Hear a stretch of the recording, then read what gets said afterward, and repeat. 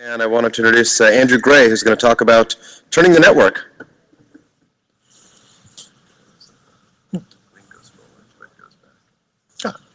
All right, thank you everyone. So, as was mentioned, I'm Andrew Gray. I am the lead engineer for Cox Business, which provides all of the business grade services that Cox Communications provides. And I wanted to talk a little bit today about a project we've had going on for a couple years to standardize our entire network, including IGP changes and all sorts of other little bells and whistles, and convey some of the lessons that we learned throughout that entire process. But first off, let's talk about how we ended up getting here. Cox, like a lot of MSOs, ended up doing a lot of acquisitions. We grab a little bit here, we grab a little bit there, yada, yada, yada. We end up with about, depending on you count it, 12 to 19 different markets, and they all operated somewhat autonomously until about 2012. At that point, Cox made a more concerted decision that we're going to start pulling a lot of this engineering centralized and try and get everybody playing to the same playbook. Up until then, every market had been doing their own hardware, their own software, their own policies, their own routing, everything. And it was a little chaotic, but it did give a lot of flexibility. To start off, we asked all of the markets, essentially, what is your IGP strategy? What is your current security scheme? We thought these were fairly straightforward questions. The response from the markets was not entirely conducive to that. So let's start off with basic high-level design. This will look very familiar to a lot of people. We start at the top with what we call the inter-market border routers. You can think of these are just the routers that sit at the top of a market and help handle all the communications to all the other markets. South of that, we have a pair of P routers, then we have PE routers, and then we have our customer access ring devices. However, as anybody who's been in this field for any period of time can tell you, the problem is always these little asterisks that show up everywhere, and we had a lot of them. First one, we may not have 2 border routers. We may have 4, we may have 6, we may have 1. This was a little alarming in some aspects, but it's something we discovered and we had to deal with. Going on down, we may not have 2 P routers. Again, we may have 4, we may have 6. We may have 1 in one case because the other one never got installed, which was a little alarming. PE routers, well, here's another asterisk. It's 2 times N. Kinda. We did have a lot of places where you would connect between 2 different cities. So you had one PE in one city and the other PE in the other city. Our typical deployment has all the rings coming back to the exact same facility. Makes life a little bit easier. We were hoping that would be a very small percentage of the network, but as we really started digging into things, we discovered that wasn't necessarily the case. And then, yet another asterisk, rings.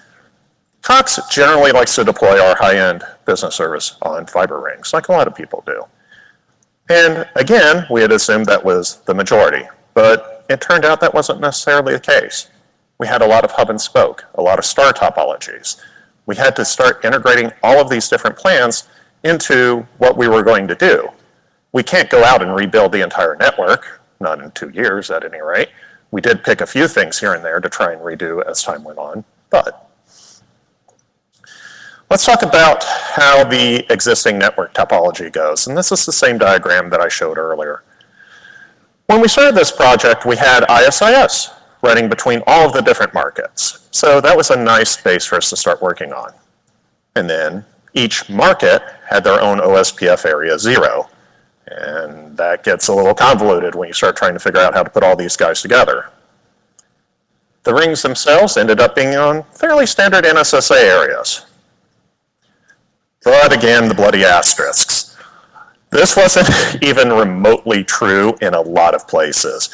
Sometimes we didn't have, there we go. We had non-standard area numbers. Some places were stub areas, some were NSSA, some were full areas. We had static routing in a couple of places. I am, however, pleased to report I lost a bet. There was no RIP that we found anywhere.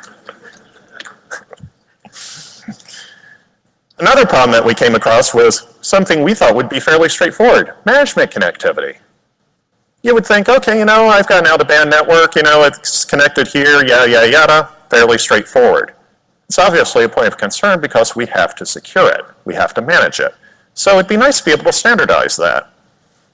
But every single market practically did it differently. Some did it with internet connections. Some did it with private L3 VPNs. Sometimes they were ACL'd. In one particular case it wasn't, but still on private address space, different, blah, blah, blah, blah, blah, blah, blah, blah. Again, it's another one of these things that came about because every market did it differently. But it wasn't just management connectivity. It's actually almost everything if we're getting right down to it. NTP, syslog, security, naming standards for apps. Oh my, the naming standard arguments went on for calls and calls and calls and calls. These calls are still going on, I think. Interface configuration, something as simple as how we configured our links between our core devices wasn't even standardized between our different markets. Sometimes we ran .1Q, sometimes it was Q and Q. Sometimes there was null encapsulation. Sometimes it was lagged, sometimes it wasn't, etc. The other problem that we wanted to address, since we're going through this entire process, is IPv6 support. Now, Cox has offered IPv6 support to our customers for a great many years, but I'm sure everybody in this room can kind of appreciate the struggles that we had getting IPv6 to work on our infrastructure. Generally, this wasn't a huge problem for us today. We do use RFC 1918 space, but unfortunately, Cox uses so much RFC 1918 space, we end up with overlapping RFC 1918 space. We have no fewer than 5 copies of 10/8 running on our network. Gets a little nightmarish to deal with, especially when one block and one 10 block needs to talk to the other. Gets a little scary. We got most of the way there. Some things are obviously not IPv6 ready, although this list has been going down over time and has actually gone down during this entire project. Syslog, SSH, those sorts of things are generally IPv6 ready. The one surprise for us was actually NTP. In a lot of our platforms, NTP wasn't v6 capable yet. It would be nice to have everything v6 enabled because the final goal would be, hey, we can turn off v4 management and do everything v6. We're not quite there yet. But given another couple of years, we're hoping we can be. Fortunately, our main management platform that we use was v6 capable, but it hadn't been turned on, so we had to go deal with that a little bit. Having all these variables in our network, you can imagine, is an absolutely huge problem. We wanted to deploy all sorts of new technologies, and it'd be really nice to engineer this once, as opposed to having to engineer it dozens of times to try and accommodate all of these different platforms. I've got some examples up here, but imagine, if you will, trying to deploy a QoS posture when you can't even be sure what your links configurations are like, what your customer access solution looks like. How on earth do you do it? More importantly, how do you test it? How do you build automated test cases to test all these different scenarios? You certainly can. We took a crack at it. We ended up with about 140 variations we would have to go through for every single feature. That is not workable. In fact, it kind of made us look a little bit like this when we were trying to contemplate it. So, how do we get everyone together? How do we get everyone onto the same playbook? We settled on using ISIS as the route. Migrate everybody over to ISIS. We did this for a few reasons. Main reason was we were very comfortable with ISIS already internally. We used it, as I mentioned, for our backbone interconnects as it stood. We had a lot of experience inside of Cox dealing with ISIS. OSPF version 2 obviously doesn't support v6, so it's out. We took a look at OSPF version 3 for a little bit, but again, we had ISIS there. It was handy. Let's run with it. It is not a perfect fit, however, and things like this very rarely will be. We still need some mechanism to split up the routing domain. We have a variety of boxes, and some can't handle an entire market's worth of routes. We had discovered during this exploration process that we had been inadvertently violating the official vendor limits on OSPF route and table size, sometimes by a factor of 3 or 4. A little alarming when you find that. But we found it, and we fixed it. How did we do that? Let's talk real quick, just so everyone's on the same page, and yes, I know I'm abstracting to a huge degree here, but it's a good high-level overview as to the difference between the OSPF areas and the ISIS levels that we were using. In OSPF, we could put all of our rings on separate areas and have a nice little summary route to go out from that area. ISIS, realistically, you have 2 levels because the dividing line is on the box, not on the link. So everything inside that ISIS level 1 would see everything. This doesn't really help our route table scale problem. It actually makes it worse. You might say, but Andrew, ISIS supports areas. Kinda. ISIS areas are not the same way as OSPF areas. They don't work the same. They effectively, if you're running them on the same box, are more like aliases. You are saying, I am net 49.0.000, and I'm not net 49.0.0.1 and 49.0.0.2. All the routes continue to exchange in between. It makes it somewhat less useful for solving this immediate route table problem that we were facing. So, how do we solve this? First instinct was multiple VRFs. And yes, this would work. But with the number of VRFs that we would have to deploy, you're having to look at import policies, export policies, how you manage all that, how do you maintain all that. That got to be decided to be an excessive amount of operational overhead. And we had problems with the version of code we had running at that point anyway. So the neat trick that we came up with to solve this little problem is multi-instance ISIS. This is actually standardized in an RFC. The way it's written in the RFC does not support multi-topology. Fortunately, most vendors seem to ignore that particular restriction, which works for us because we're running v4 and v6, multi-topology 0 and 2, inside all of our ISIS instances. We defined an ISIS instance for our core. We spread out all of our rings across 15. Why 15? We took a look at the number of ring interfaces divided by our capacity and rounded up a little bit just to spread out the load. We ended up trying to figure out how would you actually manage these 15s. Do you start with, say, instance 1 and just run that up to 200 devices and then go over to instance 2, instance 3? We ended up really settling on a round robin, 1, 2, 3, 4, 5, 6, back and forth, back and forth, back and forth. You'll note I have 2 other instances on here. Number 30, rings with unique circumstances. These are those rings I talked about that go between 2 different hub sites or otherwise do something weird where we might need to apply custom routing policy or something like that. Keep all the weirdnesses in one location where we could find them and where we can script to it. Instance 31 is labs. We fortunately haven't had a huge problem with lab activities leaking out into the public network that we use, but we wanted to make sure we keep it that way. So let's give them their own playground. They can go off there, they can do what they want, and we have a standardized configuration for ensuring the labs stay where they're supposed to. Our end, nice, consistent, IGP, yay. ISIS level 2 on everything you would expect to see as a backbone instance all the way down to our PE devices, and then multiple level 1 instances serving all of our rings. This works pretty well. So after we got through the whole IGP conversation, figuring all that out, we stopped and took a look. We're rebuilding half the network anyway. We're having to reconfigure practically every device on the network. What else can we pull in at this point without violating that 90-10 rule? You know, we don't want to do a lot of effort to pull in a tiny, tiny little function.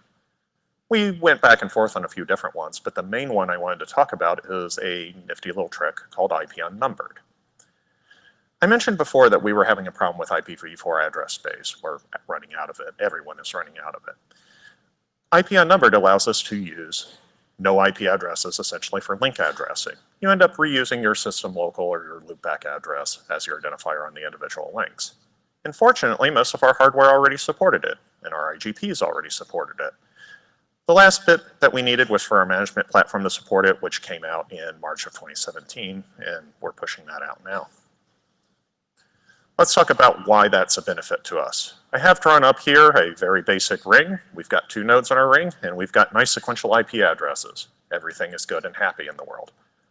until we go to talk about adding in a third node, which appears right in the middle of the first two. Traditionally, the way we have to do this is by cutting into the fiber ring.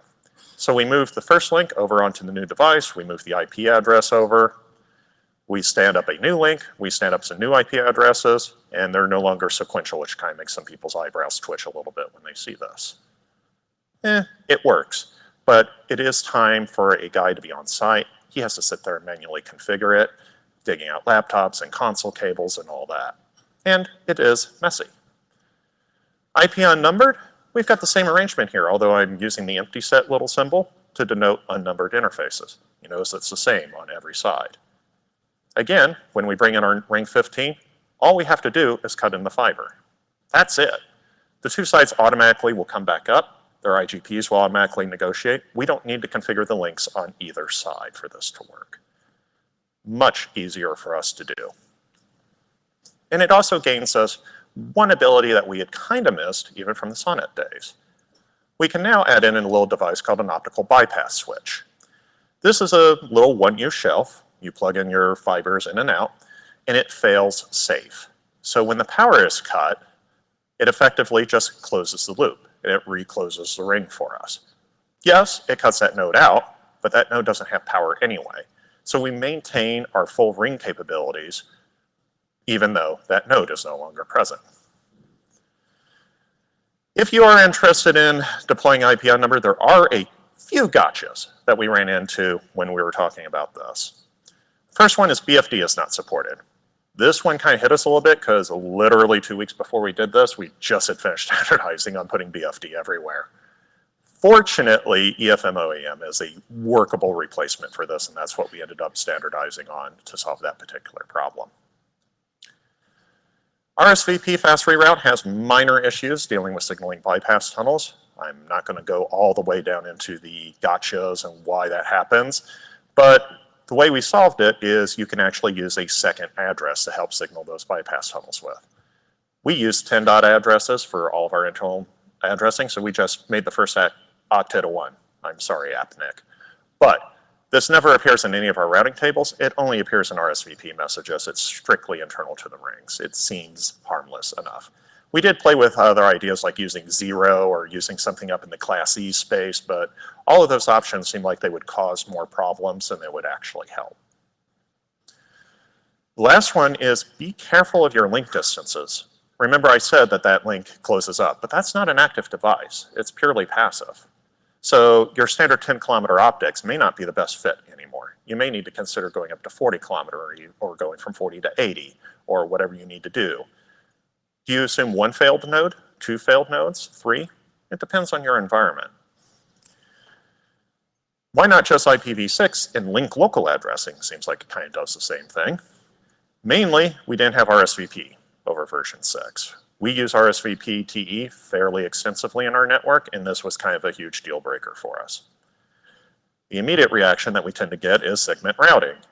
At the point when we were going through this project, we didn't really feel segment routing was quite ready for us to deploy, especially not for all of our high-value customers. It just didn't quite seem to give us the warms and fuzzies that everybody likes to see with their network topologies. We're keeping it on the table for future evaluation, but what does IP unnumbered get us? It does conserve the IP addresses, but that's actually pretty minor in the grand scheme of things. It's a nice little thing to do, but the more important thing is it reduces the amount of pre-provisioning we have to do on the box. We're a big fan of the idea of having the customer CPE device be sitting around, rattling around in a guy's van for 2 weeks, 3 weeks, 4 weeks. That way it's there, it's handy. If a box goes out or we need him to deploy onto a new site, he can just go straight there. He doesn't need to hit the warehouse. He doesn't need to do anything about it. With IP unnumbered, once a guy gets on site, he plugs the fibers in, he only has to configure a loopback address, and that's it. Everything else will come up automatically. All your RGPs will come up automatically. Everything starts working pretty nicely. He can then just radio back into the operations group, say, hey, customer X is on IP address whatever, and they can go configure services. But more importantly, our man in the van can go elsewhere. He's done. This was a big one, and this is one that we're actually really interested in seeing how well this works. the next time we have to deal with this. We do have several markets that are in hurricane-prone regions or other natural disasters. We had an example here recently that we lost about half the nodes in most of our rings. This doesn't seem like it'd be a huge problem, but a lot of our customers are things like hospitals, remote telemedicine, things like that. We cannot and do not want ring cuts in the middle of their circuits. We have a lot of customers that would appreciate that level of service. Well, between IP unnumbered and those optical bypass switches, even if we lose 5 nodes in the ring, assuming we still meet link distances, it'll just repair itself, come back up. This was as opposed to what we ended up having to do, which is in some cases going into the fiber vaults and physically breaking the customer out of the ring and resplicing them because the building was condemned, we couldn't get back into it, a whole host of problems. And then you have to go back and undo it when that customer is ready to come back up. It's a mess. So IP unnumbered is fun and dandy, but we still have that loopback address. So how can we deal with that? How can we make this fully automated? And of course, the natural answer you're going to come up with is either doing DHCP, or since we're trying to embrace v6 pretty wholeheartedly, DHCP v6 to pull in its management IP address. A little more convoluted because then it will pull an address, it will report to our management system saying, hey, I'm here. Now the ops guy has to go either find the serial number or something like that to get the management address back out.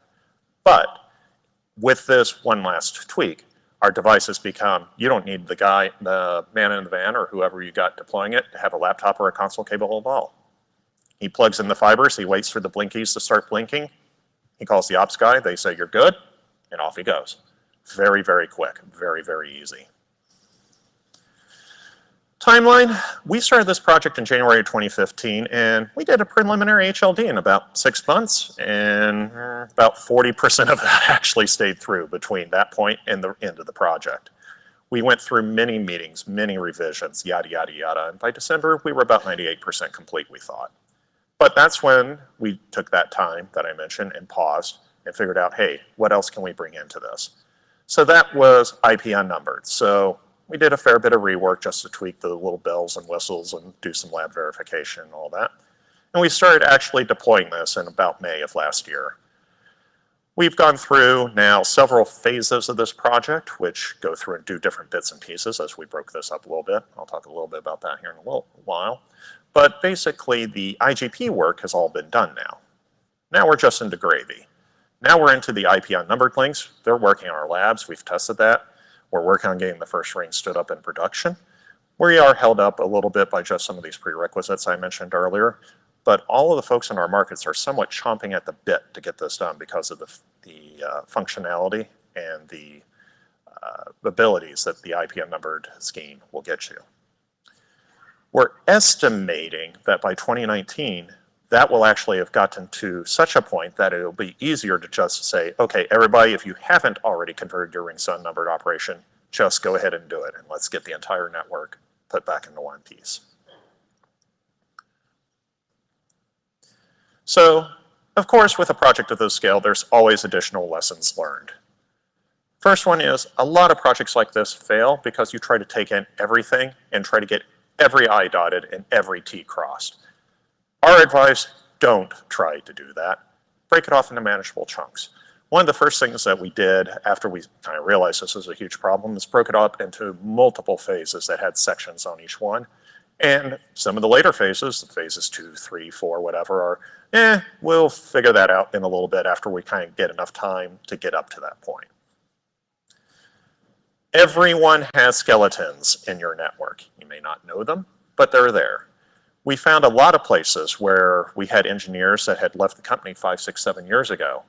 There were practically, not literally fortunately, but practically network diagrams that did use the pretty little cloud icon, but you could have filled in the cloud icon with "Here be dragons" because no one knew what was actually going on at that point. So our advice to this is don't just keep it to engineering. Get your operations folks involved. Get the field folks involved. Get their input. Find out what's causing them all the grief. There is no such thing as too many people taking a look at this as long as you can manage the inevitable conflicts and opinions that will rise up. The next one we ran into is one I'm sure a lot of people have also seen as well. What's standard in your lab and what's standard on paper is not what's standard in production. I started off this presentation with where some of those exceptions were, and we found a lot more. Weird card types, weird port types, weird optics, yada, yada, yada. So deal with it as best you can, but be aware and make sure that when you first deploy this out that you've got it ideally going into your market with, a lot of engineering support. That helped us tremendously with this particular project because the first 2 markets that we deployed into had engineers who had been participating in this project from the word go. Makes it a lot easier to make sure we catch some of that and we deal with it appropriately. The other way we mitigated that somewhat is we actually performed training for all of our different regions. We sent people out to all the different regions, sat down with them for a full week, training them on the new system and working through what it would mean for them and finding all the little skeletons that they had hidden. The last one was the security aspect. We were not nearly as secure as we thought we were. And this was always raising a few eyebrows. How can this be? Generally different permission sets, always well-meaning. You generally did have things like ACLs and what have you everywhere. But once you get to a standardized topology, getting to a standardized security set becomes much easier. Our takeaway for this one is get as many people thinking about this as you can. Inevitably, every organization has the people with that evil bent of mind that can sit here and come up with the most horrible things you can imagine to happen to your network. But don't just keep it to yourself. Make sure to ask your vendor. I'm not talking like TAC. For our particular case, we leveraged Nokia G&E services, their professional engineering group. Other vendors have similar organizations as well. Those are the people that you need to be talking to because they have the breadth of experience to be able to pull in what they've seen at other customers, how other customers have been attacked. It gives you that outside perspective that gets to be critical. As I said, make sure to enable your operations folks, the people doing the hand-on work. Some of the things these people came up with kept me up at night for how could this happen? How would people do this? People breaking into fiber vaults. I wouldn't really think that would be a problem, but it could. And we mitigated a lot of these scenarios that people came up with. But in the end, we had to come up with one final conclusion. There are always levels of survival we're prepared to accept. If we lose a ring node may be sitting on a customer prem. Everybody here knows the moment you have physical access to that node, you might as well consider it gone. That's fine. Let's work around it. Let's engineer and assume that node is vulnerable. Let's figure it out. Overall, we were very successful with this. We've had 8 training sessions, like I mentioned. 100+ engineers were involved with this. 580 nodes transitioned, 57 maintenance windows that occurred, and only 1 problem that came up. And it was yet another skeleton that came up. Last comment, yes, we're that AS22773 that is polluting the BGP routing table with 3,600 advertisements. We know, we're working on it. That's it for my main presentation. We've got, it looks like 2 minutes left for a Q&A. If anybody's got questions, feel free to come on up.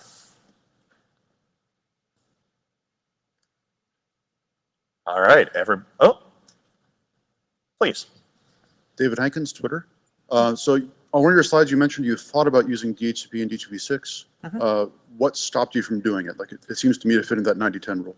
It does, and we are planning to use it in the future. It was just deemed to be too much to bite off in one chunk is really what it boiled down to. We didn't want to try to deal with that along with everything else. Phil Bedard from Cisco. So what are you doing to try to, in automated way, enforce the compliance with all these new things? Very good question. So when we do get to a standardized model, that obviously does give us the ability to do golden config and auditing, what have you. There are a number of tools that we're deploying to do this sort of work for us, including our management platform, along with other scripts and what have you that we're writing in-house to try and manage this. It is actually a somewhat tricky problem as a lot of the platforms don't seem to quite be there with the particular syntax and our particular deployment, but at least we have a leg to stand on now that we have a common topology and a common golden configuration. All right. All right, thank you everyone for your time.